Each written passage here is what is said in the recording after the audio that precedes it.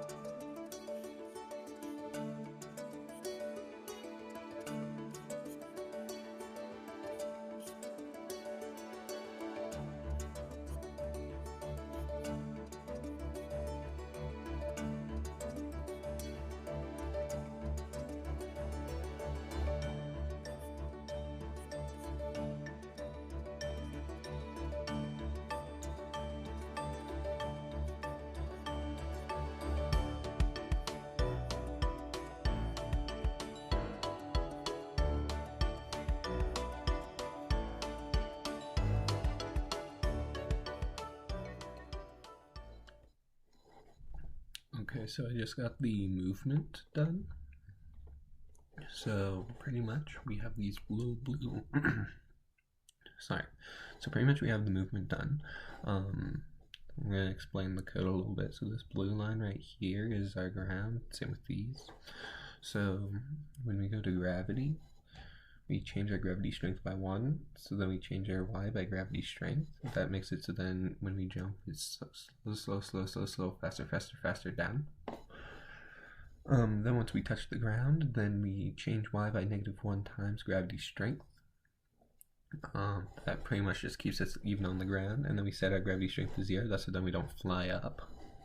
And then we set our jump possible to true.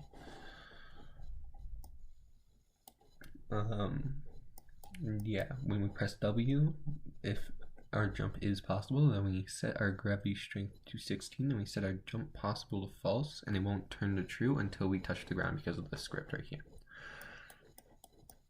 So now we're on to the movement. So A and D are literally the same thing except one number switched around. So if key D is pressed, it sets our player direction to 1. And then if we change X by 6 times player direction, that would just be 6 times 1, so we'd be moving +6, so we'd be going right. And then if we touch the walls, then we go -6 times player dir. So -6 times 1 is -6, so then we just stay in place. If key A is pressed, then we will set player dir to -1, and then all that's just the same, except now we're going left. Key W, I just explained. And key B, this is the more interesting part. So, when the B key is pressed, if the dash is possible, this checks if the dash is possible, so it sets it as true immediately. And then if dash possible is false, then it waits like 3/4 of a second and then sets it to true. So we set dash possible to false, and then we repeat 10 times where we set the gravity strength to +1. So then when we dash, we go in a straight line and we don't slowly curve down. And then we change our X by 15 times player direction. This is why that player direction is so important, because if we had just up here D changes X by +6 and then A changes X by -6, and we didn't have that player direction, then I would have needed 2 different keys for dashing. This puts it all into 1 key. So we set our gravity strength to +1, we change X by 15 times player dir, and then when we hit the wall, it's the opposite, and that just keeps us in place. There's literally no code in walls, and there is 1 bit of code in ground, and that just makes it invisible for us. So, and then this is how our movement looks.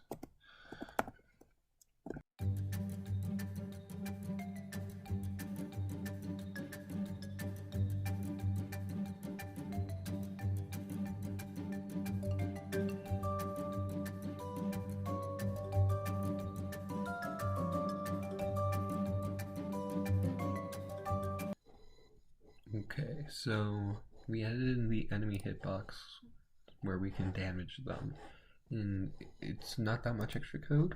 I just wanted to put in a progress check before we do the actual enemy attacks. Okay, so I forgot to start recording me actually like doing this. But so this is, so see how we take the damage but it doesn't keep going because of the 5 seconds of invincibility. But then after that, we do. I don't have an actual death thing set for it yet, but that is our first attack. And it's just gonna be sending up little spikes to like take out all that sort of stuff, to take out these little crack areas. And I was gonna have another one where the walls sort of close in like that, or I was gonna have it where it goes to one side and then to the other. So then if that one goes on at the same time that this one's going on, it just becomes a huge nightmare for the player. But yeah, I also need to add a little warning thing, which I think, since these are going to be spikes going up, I'm going to have like a little rumbling dirt on the ground. But yeah, let's keep going. Okay, I'm not gonna like bore you all with the details of coding every single attack into the game, but pretty much all we have are the spikes that come up. We have the sort of walls that press in and close out the top half of your screen. The third attack is a little rock that's going to shoot out clones of itself in the game. And then our fourth attack are other rocks that are going to be falling from the sky. I kinda sorta forgot to record me explaining it all, so instead what I'm going to do is I am going to make a separate video for those of you interested that is going to go in depth in all of the code and explain how every single thing works. Alright, so now we're starting to get to the part where I start taking the actual sprites. The main reason I actually gave myself 24 hours was because I don't really know much of anything about pixel art. So I just sort of gave myself it was pretty much giving myself 15 hours of straight learning how to do pixel art. And because like all the coding in general took 4, maybe 5 hours. So yeah. Okay, so we have our first texture in the game. That is our HP thing in the corner right there. So as you can see, when we take damage, just waiting for that cooldown to stop. Blue. Hello. As you can see, the more damage we take, the more boom. It goes lower, the more damage we take, and then when we die, it disappears. That is that. So let us get back to texturing some more things. I think next I want to texture the level, if not the player. So let's go do that. Okay, so we just got our player sprite working. So we have all of this. Ooh. I mean, it's a little clunky, but I'm fine with it. Okay, so and around like, I feel like this was hour 8.5 to hour 9. I started working on this really, really ugly level sprite. Like truly, it's just horrible. Um, my main issue with it is that it doesn't like sort of match any of the other sprites in the game. So what we ended up doing, what I ended up doing, was going back later and fixing it. So I just thought I'd leave that little note here. All right, so now we have the spikes for attack 1, their sprite then. So as you can see, they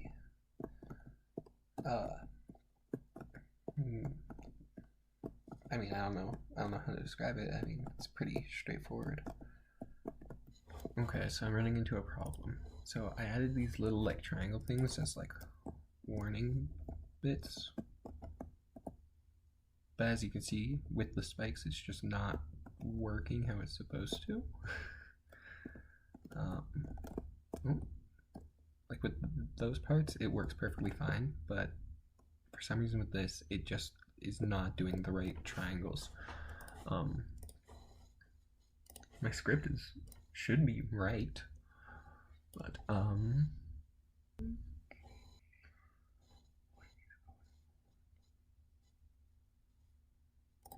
oh, what? Oh, am I stupid? Was it actually right the whole time? Okay, so correct.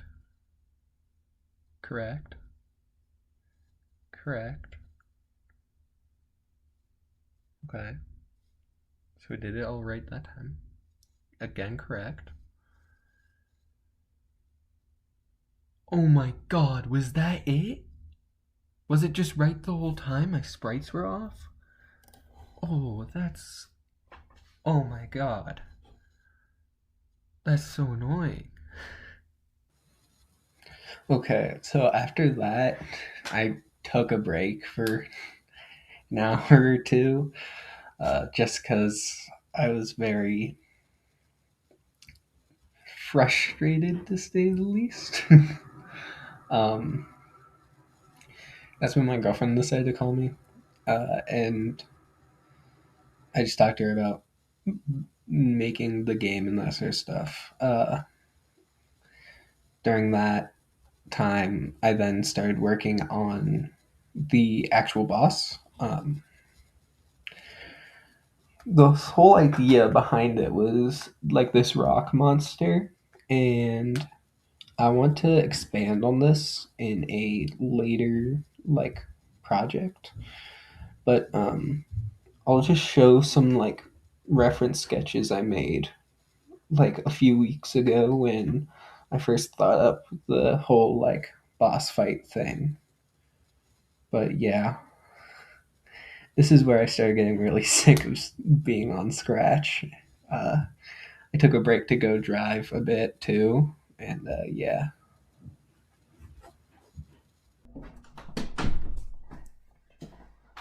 Okay, so we have done most of the sprite work. And this is what we have. I might redo the actual level sprite, but oh, so he shoots out little rocks at you. Oh, what?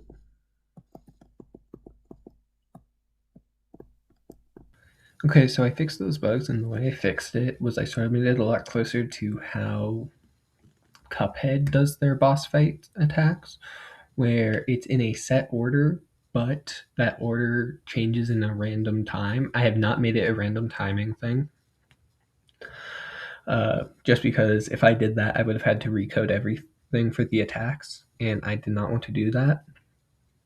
After that, I added a death screen and a title page. I tried doing like a ending you win thing, and I don't know why it just didn't work. I don't know, my code was a little weird. I'll fix that in the video where I explain all my code and that sort of stuff.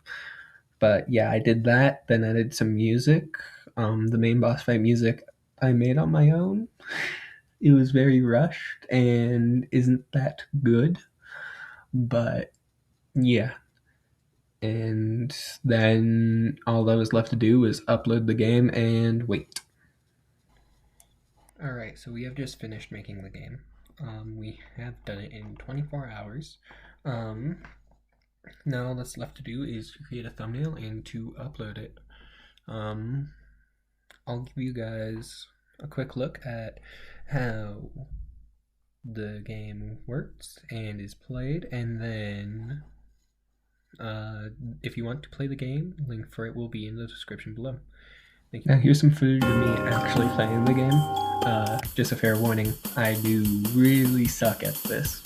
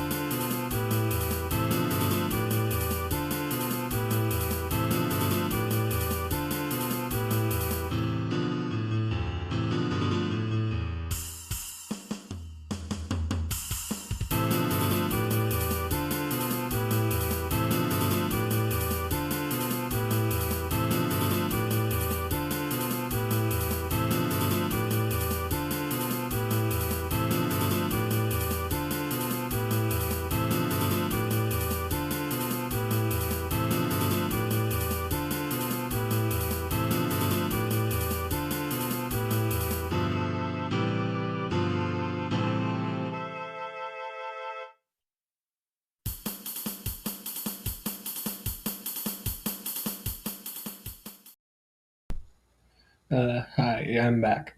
I just wanted to say thank you all for staying until the end. I know this is a bigger change of pace of video, but to be completely honest, I just got really tired of the 100 by 100 and had no motivation to play on it.